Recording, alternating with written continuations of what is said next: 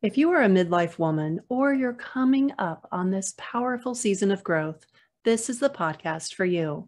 Welcome to Unraveling Together. I'm Samantha Graber, also known as Dr. Sam, seasoned holistic health physician and woman in the midst of midlife's unraveling. Unraveling Together is the place to talk about the things we just don't talk about, but so desperately need to as women. Together, we untangle ourselves from our pasts and weave a beautiful web for a future we so deeply desire to bring to life. Grab a cup of chai, tea, water, or joe, and let's get to it. Has your doctor given you a talking to about your A1c number? That is never a fun conversation, and it can leave you more confused than you were to start when they don't take the time to explain just what all the fuss is about. I'll break it down for you right now. When you take action upon what I'm sharing, you can lower your A1c without a pill, potion, patch, or powdered concoction, and ultimately render your doc speechless. And you can do it in 90 days or less. In this short episode, you'll learn 3 rules of thumb to lower your A1c from O.M.G to WTG. That's way to go in 90 days. Before we dive into the 3 rules of thumb, let's review what your A1c is and why it matters to you. Think of your A1c as a crystal ball. It gives your doctor a peek into the past life of your average red blood cell. A1c is short for hemoglobin A1c, abbreviated as HbA1c as well. The A is for adult, of which the vast majority is type 1, subtype C. Hemoglobin A1c is most directly correlated with type 2 diabetes, what used to be called adult onset diabetes, and is why this particular protein is tested. Specifically, A1c is the average level of glycated hemoglobin A1c in the body over the previous 90 days. Why 90 days? That is the average lifetime of one of our red blood cells. For some it's longer, others it's shorter, hence the average. In other words, this test indicates what percentage of hemoglobin is coated with glucose, which is the definition of glycated. Hemoglobin is a protein in red blood cells that transports oxygen throughout the body and gives the red blood cell its red color. Your A1c number directly correlates with your average blood glucose levels for said 90-ish day period. The more glucose in your blood over that 90-day period, the higher your A1c level. This is a trend that helps us know whether your body's ability to control your blood glucose is working in your favor or not. Think of this glycated hemoglobin as tiny spikes on a disc bouncing around in the red blood cells. This spiked disc can leave damage in its wake, especially in the areas of turbulence and in the narrow capillaries. A capillary is only wide enough to allow one red blood cell to pass through it at a time, like a single file line. The higher your A1c, the more spikes present on the red blood cell. The more spikes on a red blood cell, the more potential for leaving collateral damage in its wake. Can you visualize how this could be a problem for your vessels, especially those damaged by chronic inflammation? And if a capillary is built for one single red blood cell to pass through, how much damage might occur if that red blood cell is coated in sugar? The higher the percentage, which is your A1c number, the more crystallized sugar on its surface. How low can you go? You want your A1c number as low as possible, ideally less than 5. Probably goes without saying after listening thus far, but it is worth stating. Per the Centers of Disease Control and Prevention, or the CDC in the US, the recommended levels are as follows. A quote-unquote normal A1c level is below 5.7%. A level of 5.7% to 6.4% indicates prediabetes, and a level of 6.5% or more indicates diabetes.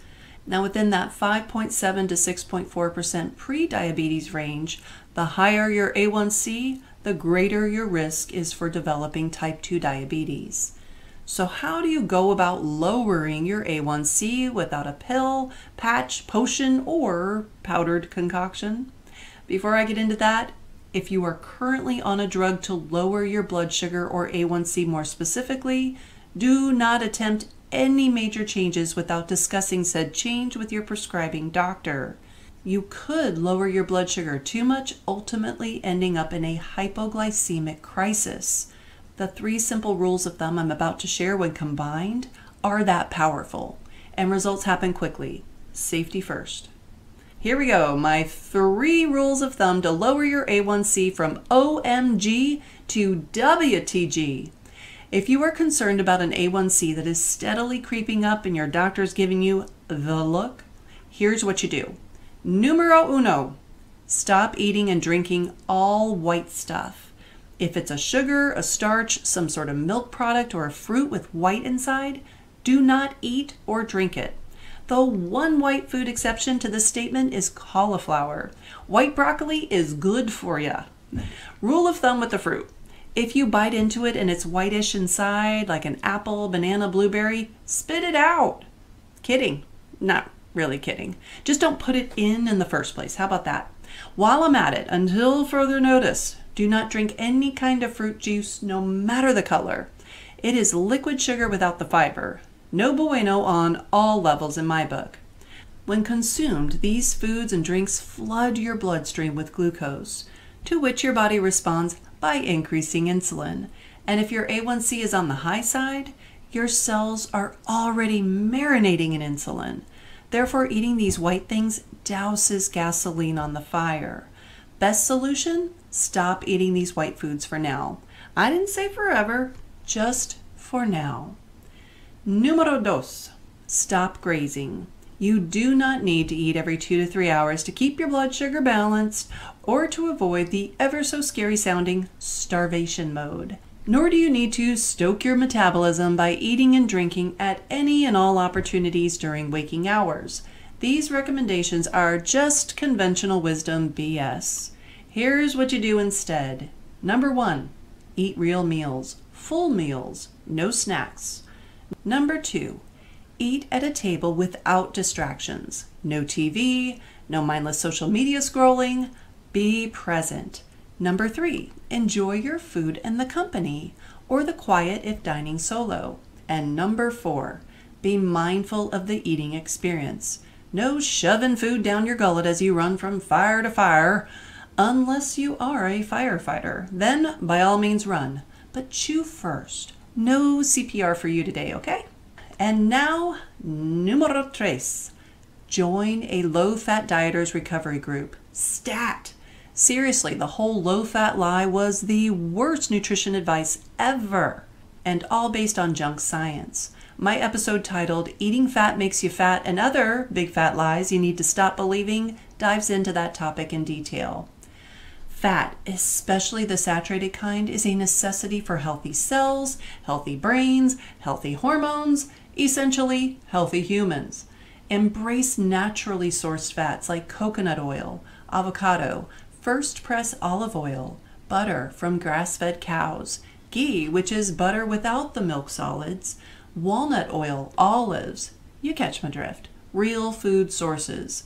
If the fat or liquid is a natural fatty food, eat it. Your fats are solid at room temperature and your oils are liquid at room temperature. If it was made in a lab or in a plant, not by a plant, but in one, important point of distinction, do not eat it. The stuff made in a plant goes through a little process known as RBD. That stands for refined, bleached, and, wait for it, deodorized. Do I really need to elaborate? I mean, ew and gross. In summation, say no to white foods and drinks. Stop grazing like a ruminant animal. And finally, eat natural fats. Follow these 3 rules of thumb and watch your A1C go down in 90 days. Send me a shout out when it does. I love to hear success stories. If you want to plug into my ecosystem and learn more simple ways for approaching your midlife metabolism and menopause holistically, subscribing to my YouTube channel is a great place to start. Be sure to hit the bell so you're notified when I add new videos. Until next time, take care of yourself and each other.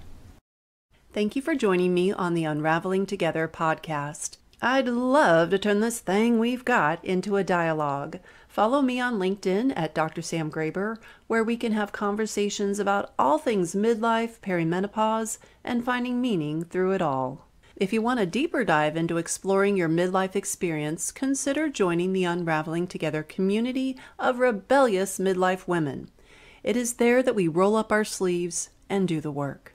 Unraveling Together is a resource hub, roadmap, and online coaching community curated by yours truly. We are navigating this time called midlife together, for we truly believe we are stronger together. And when unravelers are in need of an assist, they have all of us there alongside them.